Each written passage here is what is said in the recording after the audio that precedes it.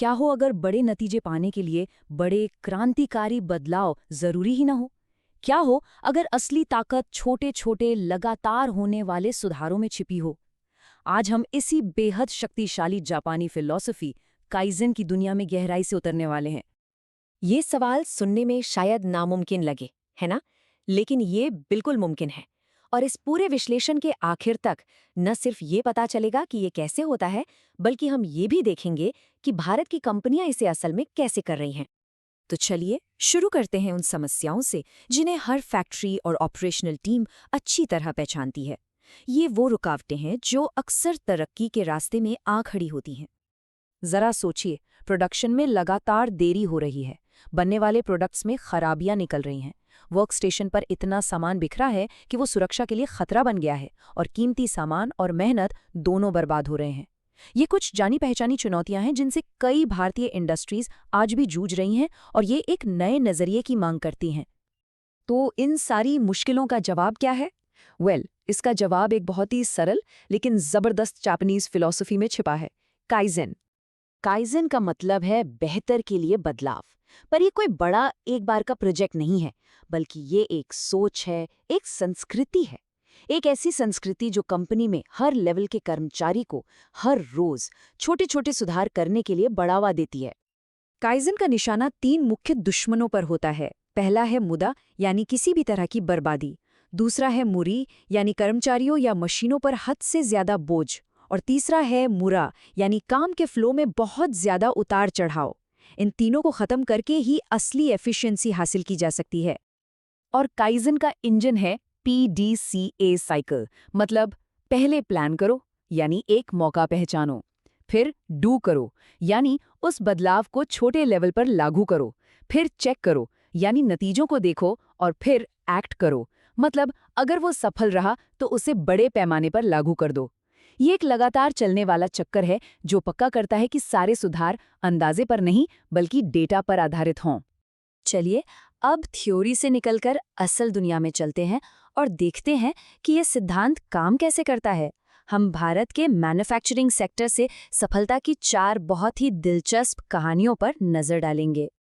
हमारी पहली कहानी हमें एक Indian auto component assembly line पर ले जाती है, जो कम प्रोडक्टिविटी और एक असंतुलित वर्कफ्लो की समस्या से बुरी तरह जूझ रही थी। तो उन्होंने भारी भरकम निवेश करने के बजाय काइजन का रास्ता चुना। पूरी प्रक्रिया को बारीकी से देखा गया और सबसे जरूरी कदम उन कर्मचारियों से सुझाव लिए गए जो असल में उस काम को रोज करते हैं। वर्कस्टेशन को बेहतर बनाने और टूल्स को सही जगह रखने जैसे छोटे छोटे लेकिन बहुत असरदार बदलाव किए गए। और नतीजा जबरदस्त, बिना किसी बड़े खर्चे के प्रोडक्टिविटी में शानदार सुधार हुआ।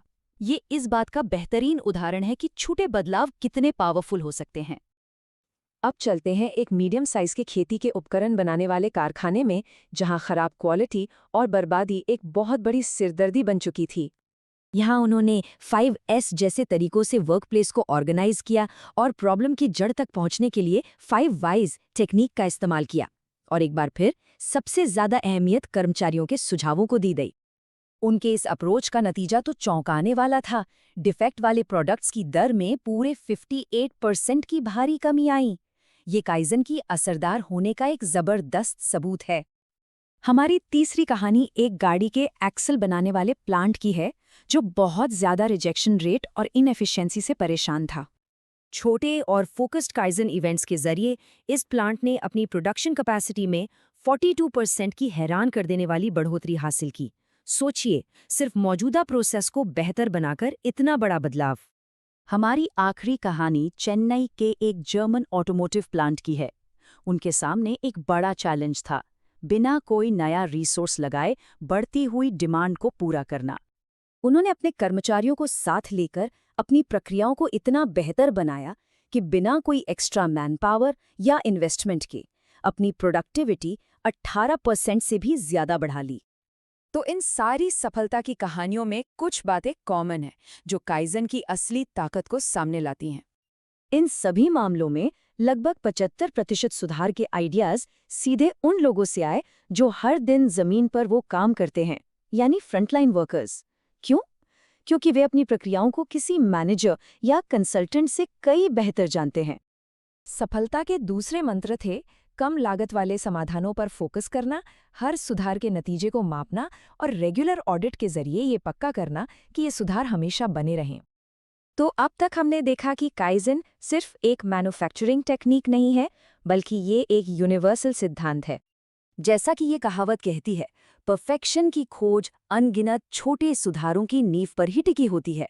महानता रातों रात नहीं मिलती, ये छोटे, लगातार और मकसद भरे कदमों का नतीजा होती है। तो अब सोचने वाली बात ये है कि चाहे काम में हो या निजी जिंदगी में, वो कौन सा एक छोटा सा बदलाव है जो सबसे बड़ा फर्क ला सकता है? इस सवाल पर सोचना ही काइज़न की यात्रा का पहला कदम है।